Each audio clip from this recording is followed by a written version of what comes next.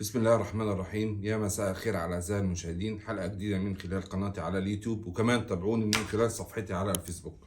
طبعا عندنا موضوع أو موضوعين النهاردة هنتكلم عليهم. أول حاجة تصريحات مرتضى منصور طلع علينا على قناة الزمالك.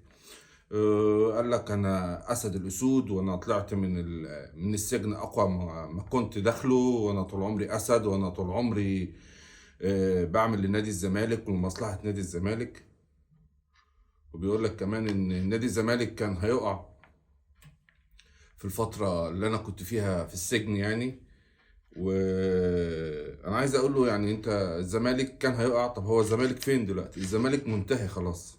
الرد بالادب وجبر الخواطر، ان انت ترد على حد بالادب وتجبر خاطره، ده ملوش دعوة بانك بتحب الشخص اللي قدامك او ما بتحبوش. ده بيدل على آه، الهوية النفسية المتزنة.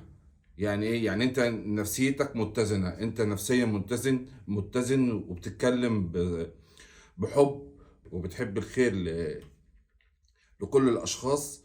وده دليل برضو على تربيتك. فانت للأسف آه، مش عايز اقول حاجة يعني كبيرة، يعني ان انت لا عارف تحترم جمهورك، ولا عارف تحترم المكانة بتاعت نادي الزمالك في افريقيا وفي الوطن العربي، ولا عارف تحترم مدربين، ولا عارف تحترم جمهور المنافس بتاعك، ولا عارف تحترم الكابتن محمود الخطيب.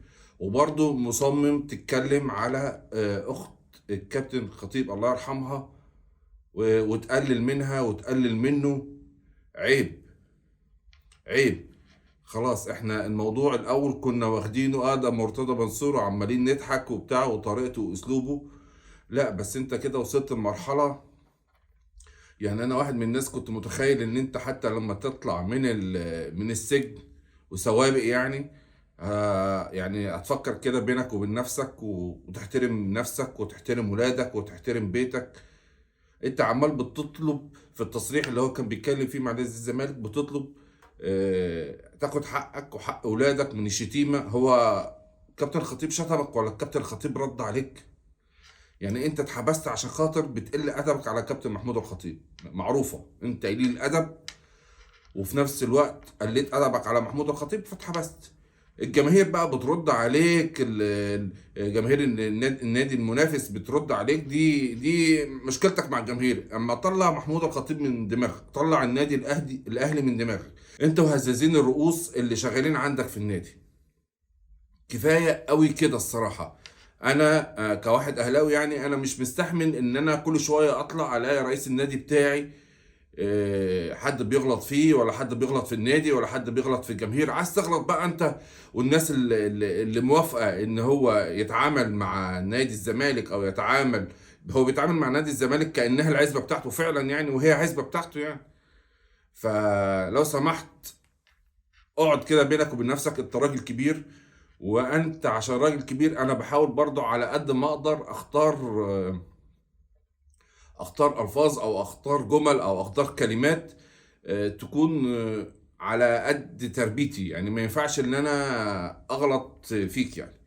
فنادي الزمالك دلوقتي في مشكلة كبيرة، في مشكلة مع كل الأطراف، في قضايا، في ضرائب، في ممدوح عباس.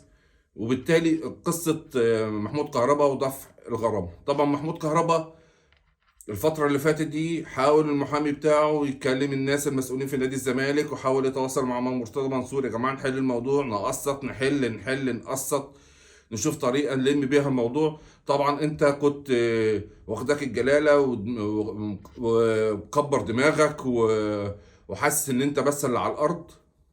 فبالتالي كهربا زي ما قلت في الفيديوهات اللي فاتت ان هو بيجمع المبلغ، والحمد لله جمع المبلغ بمساعدة إدارة النادي الأهلي ومساعدة محبين النادي الأهلي. وفعلا كهربا يستاهل. وهو أنا متأكد مليون في المية إن أنت يا مرتضى، أنت والحاشية بتاعتك لعبتوا في العقد بتاع الراجل. وبالتالي لما دعا عليك كهربا ربنا استجاب له. ما علينا من النقطة دي. فدلوقتي محمود كهربا جهز المبلغ وابتدى يفكر في ان هو المبلغ دوت عايز يسدده. فطبعا مرتضى منصور وصل له الخبر ده ان خلاص كهربا جمع المبلغ وعايز يدفع الفلوس يعني.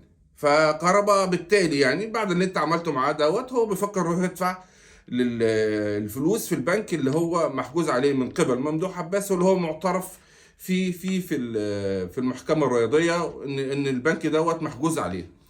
فطبعا راح مكلم المحامي بتاعه، طب تعالى نقعد نتفاهم، خليه يجيب لي الفلوس كاش وهخفض له. هو مش مال يعني، عفوا يعني هو مش مالك. يعني هي طبعا حتى لو هي ال ال ال حتى لو هي الفلوس اللي هتدفع ديت لنادي الزمالك، انت ما تقدرش تقول انا هخفض له ومش هخفض له والكلام ده كده، ده اموال دوله. خلاص هو في قرار بالعقوبه وبالغرامه. الغرامه تدفع زي ما هي. اما تيجي بقى تقول له تعالى لي واعتذر لي واصورك واطلعك قدام الناس اللي انت جاي لي عشان خاطر الفلوس وتعتذر لي والكلام ده كله، انسى. انت ليه بتحاول تهين الناس؟ الراجل كان بيكلمك بادب واخلاق، لو سمحت تعالى نخفض نقسط عادي. وطبعا التخفيض ده انا رافضه طبعا. بس جيت انت رجعت قلت ايه؟ لا لا لا، لما عرفت ان هو راح المحامي بتاع كهرباء قال له لا مع السلامه، احنا ما عندناش، احنا هنروح ندفع الغرامه بتاعتنا. طب انت ليه بتعمل كده يعني؟ يعني انت ليه بتوصلها لكده؟ انت مش يعني انت، انا نفسي اعرف انت بتقابل الناس في الجماهير انا ما اعرفش الصراحه يعني انت ايه اللي بتفكر فيه، ولا صراحة الموضوع يضايق، وطريقته واسلوبه فجة. راجل صليت اللسان، راجل مش محترم شبته ولا محترم عياله ولا محترم اهله ولا محترم نادي الزمالك ولا محترم اي حاجة. وبصراحة نادي الزمالك ما يستاهلش كده. يعني نادي الزمالك يستاهل ان هو ده يا جماعة اكبر تاني نادي في افريقيا بالبطولات وبالارقام. طبعا كلمة البطولات والارقام لما بيسمعها بعض الزملكاوية يقول لك لا احنا عايزين نتفرج على لعبة حلوة، احنا مش مشكلة نتغلب بس نلعب حلو. حبيبي العب حلو وخد بطولات ويبقى ليك اسم والناس تهيبك. ده اللي انا اعرفه يعني بالارقام برضو. ما علينا من النقطة ديت. فاحنا دلوقتي محمود كهربا هيروح يدفع الغرامة بتاعته ونخلص الموضوع ده ونخلص بقى الدوشة دي، عشان الموضوع ده خد حجم اكبر من حجمه. وطلع علينا بقى السيكا الصغير جمال عبد الحميد. طبعا ده انا راجل هو طول عمره يعني للاسف يعني الناس كانت بتنده عليه في الجماهير بشخصيه واحده. ما علينا مش عايزين نتكلم، الناس كلها فاهمه يعني كانوا بيدوها قالوا له ايه يعني. طلع جمال عبد الحميد الفتره اللي فاتت دي برضه بتصريح غريب كده، معرفش هو بيفكر ازاي. بيقول لك بيراميدز عشان بمناسبه مباراه الكاس اللي هتتلعب يوم الاثنين، ان بيراميدز محتاج بطوله. انت مالك؟ انت محتاج بطوله ولا مش محتاج بطوله؟ انت اساسا مش طرف المباراه يعني، انت مالك انت بالقصه دي؟ طالع يعني انت تقريبا عضو مجلس اداره في نادي الزمالك يعني. انت ولا بتهش ولا بتنش، انت عمال تهز في راسك بس وخلاص. وبتقول ايه كمان؟ الاهلي وبتقول ايه كمان؟ ان الاهلي طول عمره الاتحاد بيوجه البطولات للاهلي. يا اخي عيب يا اخي. يا اخي عيب، ده انت لسه واخد 2 دوري. هو انت السنه دي عشان طالع كيت في الموضوع عمال بتتكلم ان الاهلي، ان الاتحاد الكوره بيسهل البطولات للاهلي؟ انت اساسا مغلوب في طايره ومغلوب في باسكت ومغلوب في هاند بول ومغلوب كوره. انت اساسا يعني الناس شايفه و ان هو حتى لو التغيير هيجي من ان احنا تبقى في انتخابات جديده. وانت حتى كمان مرتضى منصور بيقول لك حتى لو في انتخابات جديده وناس اترشحت في الانتخابات الجديده انا برضو اللي هكسب. فهو الموضوع فعلا دلوقتي هو توريث، وانت بتورث النادي ليك ولعيالك، والنادي هيبقى باسمكم بدل ما يبقى اسمه الزمالك يبقى اسمه المرتضى. وجمال عبد الحميد بيقول لك كلام غريب. حتى يعني انت لو انت شايف الشخص ده كده، وحتى انت فين انت شخصيتك قدام الناس، قدام اهل بيتك، قدام عيالك، قدام جيرانك؟ بتقول على مرتضى منصور سابق عصره. طب انت بقى دام بتقول على مرتضى منصور سابق عصره، طب نقول على ايه على كابتن الخطيب؟ نقول على ايه على كابتن الخطيب بادبه واحترامه بس. يعني انا مش هتكلم بقى في اللي هو بيعمله محمود الخطيب والمجهود اللي بيبذله والاداره ليه ما عليه وعليه ما عليه. الفكره في ان هو راجل محترم. انا قصتي دلوقتي ان مرتضى منصور، ان في اجيال كتيره طلعت دلوقتي ابتدت تتحاز او تبتدي تاخد خطوات الطريقه والاسلوب والصوت العالي والزعيق والشتيمه وقله الادب.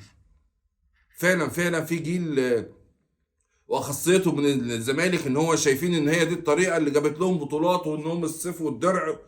حبيبي، الموضوع لا يتخطى انها غير اداره، رئيس مجلس اداره محترم، اعضاء مجلس اداره محترمين، لعيبه بتاخد فلوس وبتتعب وبتعرق وبتبهدل نفسها، مقتنع بالنادي، عندها انتماء للنادي الاهلي، بتلعب كوره، مدير فني محترم، منظومه. انتوا ما عندكمش المنظومه دي للاسف يعني.